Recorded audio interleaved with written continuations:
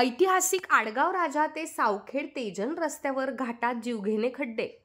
अपघातांच्या वाढल्या घटना, तात्काळ खड्डे बुजवण्याची नागरिकांची मागणी. ऐतिहासिक महत्त्व असलेल्या राजमाता जिजाऊ यांच्या सिंदखेड राजा येथील जन्मस्थळापासून 13 किलोमीटर अंतरावर असलेल्या आडगाव राजा ते सावखेड तेजन या रस्त्यावर मोठमोठे खड्डे पडले आहेत.